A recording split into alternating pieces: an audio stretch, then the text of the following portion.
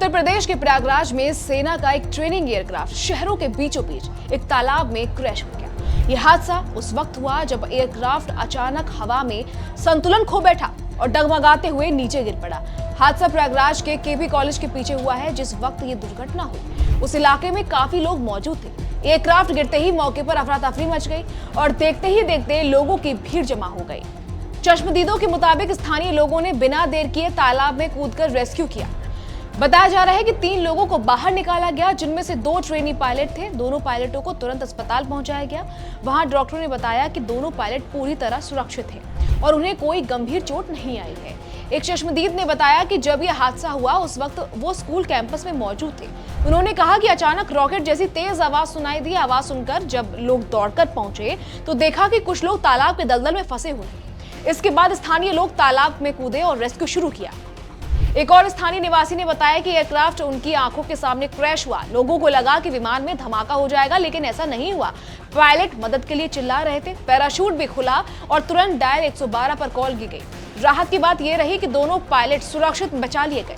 अब बात करते हैं कि हादसा आखिर हुआ कैसे और वजह क्या बताई जा रही है। दरअसल सेना की शुरुआती जानकारी के मुताबिक ये एयरफोर्स का माइक्रो लाइट ट्रेनिंग एयरक्राफ्ट था। शुरुआती जांच में सामने आया कि इंजन फेल होने की वजह से एयरक्राफ्ट का संतुलन बिगड़ा।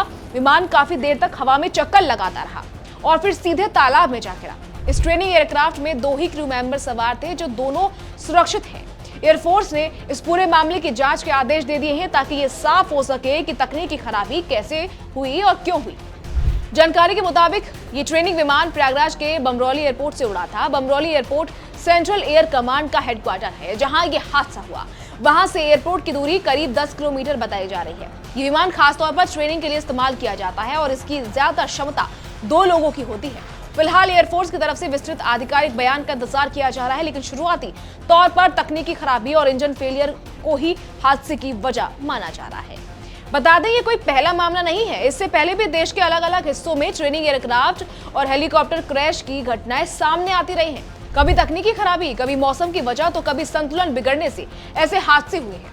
हालांकि ज्यादातर मामलों में पायलटों की सूझबूझ और समय पर रेस्क्यू से बड़ी जनहानि टल जाती है। कुछ वक्त पहले ही मध्य प्रदेश के मुरैना इलाके में एयरफोर्स का एक फाइटर जेट क्रैश हुआ था। शुरुआती जांच में वहां भी तकनीकी खराबी को हादसे की वजह बताया गया। उस हादसे में पायलट ने समय रहते खुद को सुरक्षित बाहर निकाल लिया था, जिससे बड़ी जनहानि टल गई थी। इसी तरह राजस्थान और तेलंगाना में भी ट्रेनिंग एयरक्राफ्ट क्रैश की घटनाएं सामने आई हैं, जहां प्रशिक्षण के दौरान इंजन या कंट्रोल सिस्टम में खराबी आने से विमान गिरा। कई मामलों में पायलट सुरक्षित रहे, लेकिन कहीं कहीं पायलटों को जान गंवानी भी पड़ी। प्रयागराज की एक घटना एक बार फिर ट्रेनिंग फ्लाइट की सुरक्षा और तकनीकी जांच पर सवाल खड़े कर रही है। राहत की बात सिर्फ इतनी है कि इस हादसे में कोई जानहानि नहीं हुई और दोनों पायलट सुरक्षित हैं। फिलहाल प्रशासन, पुलिस और एयरफोर्स की टीमें मौके पर मौजूद हैं और पूरे मामले की जांच की जा रही है। जैसे जैसे जांच आगे बढ़ेगी, हादसे की असली वजह भी साफ हो जाएगी।